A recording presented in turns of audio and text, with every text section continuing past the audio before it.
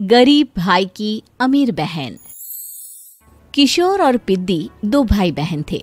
पिद्दी बहुत खर्चीले स्वभाव की थी। वो जितना कमाती अपने ऐशो आराम में पैसे उड़ा दिया करती। लेकिन किशोर समझदार था, घर को साथ लेकर चलना जानता था। अपनी बहन के जितना कमाता तो नहीं था, लेकिन फिर भी वो किसी तरह घर का खर्च चला लेता था। एक दिन पिद्दी किशोर से कहती है, किशोर, तुम थोड़ा ज्यादा क्यों नहीं कमाते? मेरे दोस्त रोज मेरा मजाक उड़ाते हैं। अरे बहन, मैं कोशिश तो कर रहा हूँ। अच्छा सुनो, अगले महीने रक्षाबंधन है, मुझे सोने का हार चाहिए, इससे कम कुछ भी ना लूंगी।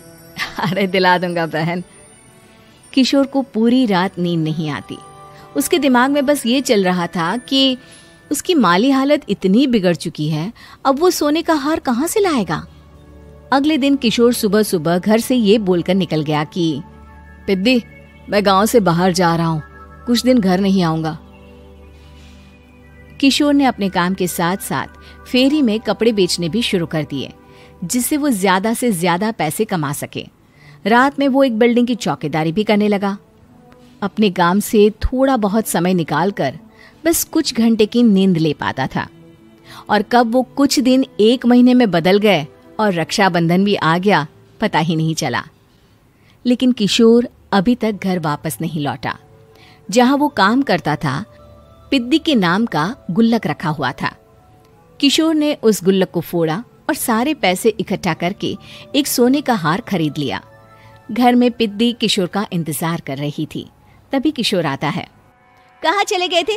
4 दिन का कहा था और 1 महीने से पता नहीं कहाँ गायब हो गए थे। मैंने बस एक हार मांगा था और तुमने तो घर ही छोड़ दिया। अरे मुझे थोड़ा काम मिल गया था। कुछ नहीं, सब समझती हूँ, बहाने थे तुम्हारे। अपनी बहन के लिए इतना भी नहीं कर सकते, कैसे भाई हो? चलो यहाँ बैठो, राखी बांधती हूँ। पिद्दी ने किशोर को राखी बांधी। वैसे ही किशोर ने अपनी बहन के हाथ में सोने का हार रख दिया। उसकी खुशी का कोई ठिकाना नहीं था। वो मिठाई खिलाए बिना ही नेकलेस लेकर चली गई और शीशे के सामने अपने गले में हार रखकर देखने लगी। किशोर ने लड्डू उठाया और खुद ही खा लिया।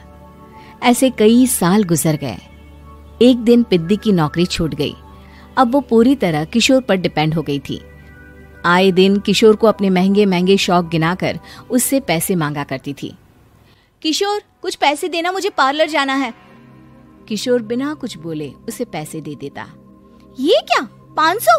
अरे इतने में तो मुझे पार्लर में एंट्री मिलेगी बस।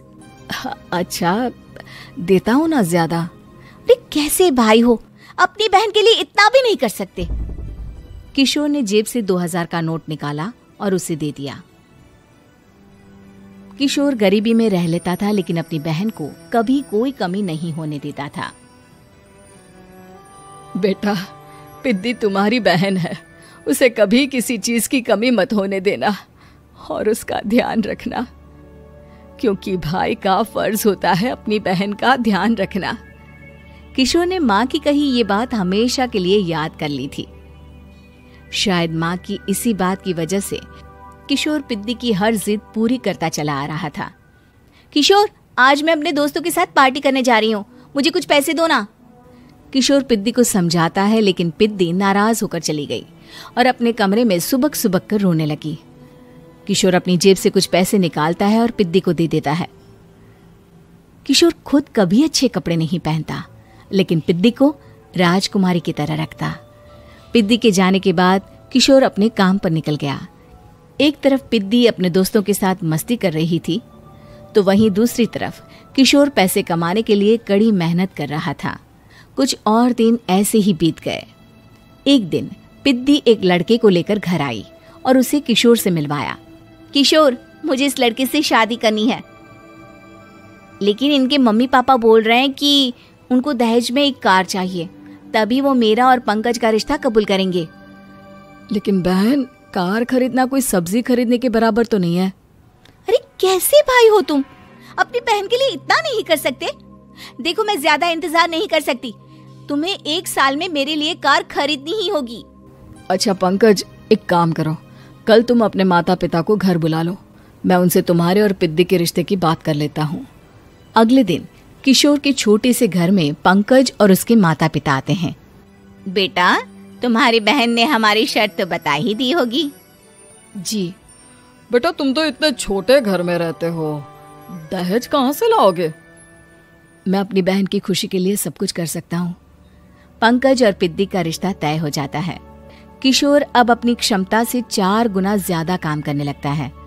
सुबह सबके घरों में न्यूज़पेपर फेंकता, दिन में मजदूरी करता और रात में चौकीदारी करता। खूब मेहनत करके किशोर ने अपनी बहन की शादी के लिए पैसे जुटा लिए। उसने अपनी बहन के लिए कार खरीद ली।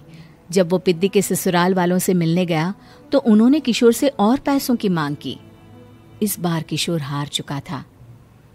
पिद्दी माफ करना, मैं तुम्हारी शादी उस लड़के से नहीं कर सकता। वो लालची लोग हैं, उन्हें सिर्फ पैसों से मतलब है। देखो किशोर, मैं पंकज से ही शादी करूंगी। क्योंकि पिद्दी ने तो किशोर की बात न मानने की जैसे कसम खा रखी थी। किशोर ने पंकज को घर बुलाया। पंकज, तुम अपने माता पिता को समझाते क्यों नहीं हो?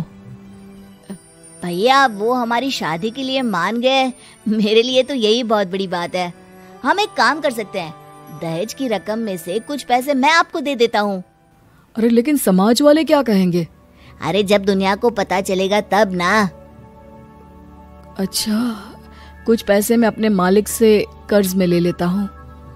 कुछ पैसे पंकज देता है, कुछ वो कर्जा लेता है और अपनी उम्र भर की कमाई वो अपनी बहन की शादी में लगा देता है। आखिर में पंकज और पिद्दी की शादी हो जाती है। पिद्दी की विदाई के बाद किशोर बिल्कुल अकेला पड़ जाता है। अब उसका कमाने में भी मन नहीं लगता। उधारी वाले रोज घर में आकर बैठ जाते हैं। अरे किशोर, अब तो पिद्दी की शादी को 5 साल हो गए, अब तो हमारा पैसा लौटा दो। चाचा, पिद्दी के जाने के बाद किसी भी काम में मन नहीं लगता। अरे तो हमारा पैसा कैसे वापस मिलेगा? जी, कुछ करता हूँ मैं।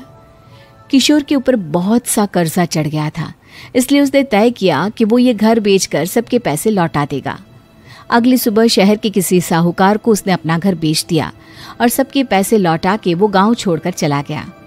पिद्दी ने शादी के बाद कभी अपने भाई का हाल तक नहीं पूछा। किशोर को फर्क नहीं पड़ता था, बस ससुराल में उसकी बहन खुश है ये जानकर उसे खुद की खुशी मिलती थी और ये सोचकर कि उसने माँ से किया हुआ वादा पूरा कर दिया।